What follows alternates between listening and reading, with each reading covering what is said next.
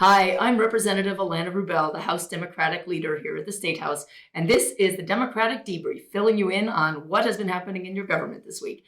Today was a very hot and heavy debate on the floor about House Bill 782, which deals with the Judicial Council. The Judicial Council is a nonpartisan body that comes up with proposed appointments to judicial appointments to fill in spots on the Supreme Court or the appellate courts or the district courts when those openings arise.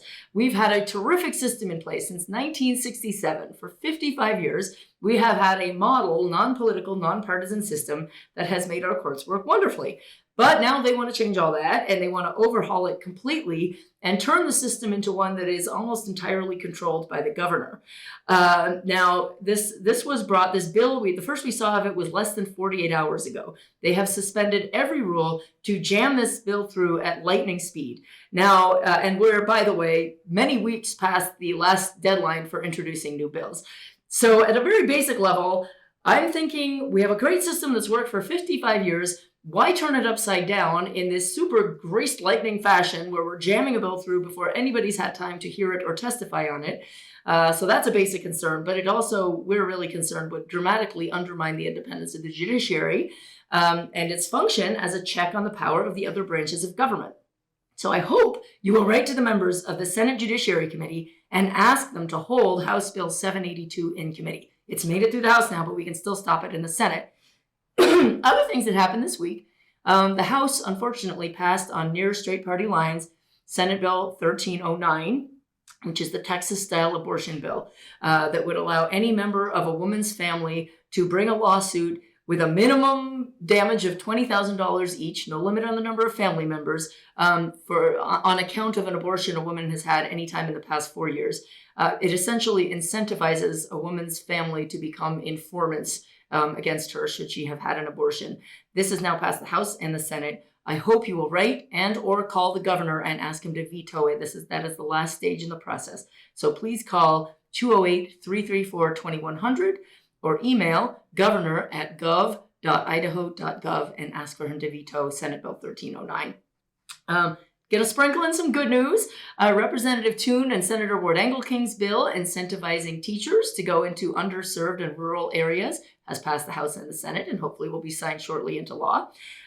We are hopefully on a path to full-day kindergarten, although that's a little bit in limbo, but a new bill was introduced this morning that we have reason to believe has a good chance of succeeding. We passed Representative Mathias's bill to remove racist covenants from housing deeds. That passed unanimously. And Senator Nelson's bill to open us up to be able to receive government funding for low emission and electric school buses has passed both chambers. So those are all some very exciting developments. We're in the final stage now where the main thing left are appropriations, budgets that we need to pass so that we can get out of here. And they've killed a few. They killed the Commerce Division's budget, so that's going to have to come back. They also are on a path to killing. They pulled back today the budget for libraries. They apparently want to punish libraries for carrying material that they deem inappropriate for children, and so they want to take it back to committee and cut the library's budget. A little concerned about where that's going to end up. We have managed to save a good number of budgets. As we've probably mentioned before, the majority of House Republicans vote against quite a few budgets.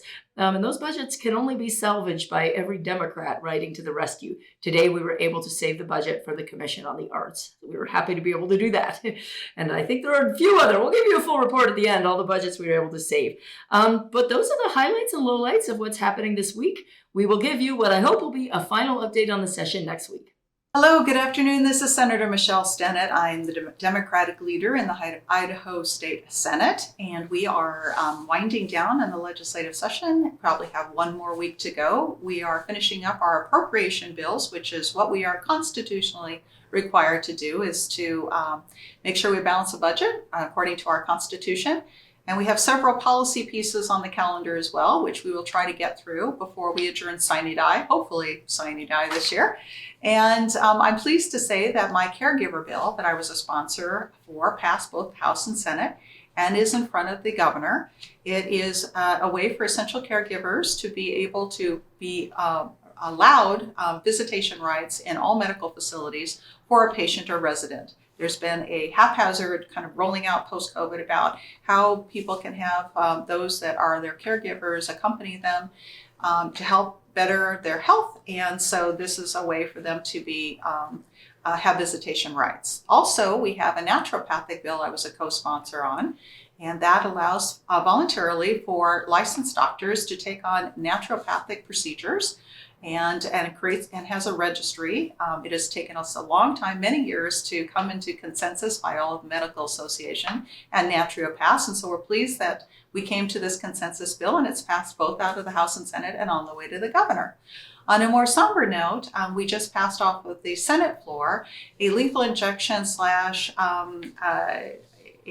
death penalty bill, and it has to do with making it less transparent for the public and to know about how an execution takes place. And we have heard all these stories about botched executions and how people had acquired the drugs that they were trying to use for an execution, and that the execution went wrong, which is a terrible torture of the person who is being executed. And whether you believe in execution or not, they should not be. It should be a clean process and a very transparent process. And therefore, I voted against its being less transparent. And it will probably go before the courts because it's against the First Amendment, the Eighth Amendment, and the 14th Amendment. So we'll see how that gets dealt with in the courts. And then finally, we have. We were talking about, unfortunately, we've not done much as it pertains to circuit breaker or to grocery tax relief.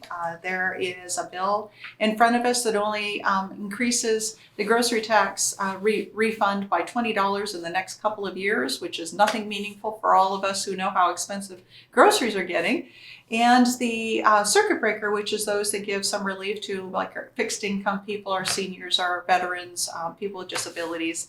The one that is only we're looking at right now did not reach the level that we inadvertently dropped off last year. So there are many people that fell off of the ability to get compensation for that. And what is in front of us today would not adequately bring those people back on for that compensation, which is disappointing to me. It could have easily been risen just a little bit to cover many more people. So this is what we have in front of us right now. We'll have more next week. And thank you and have a wonderful weekend.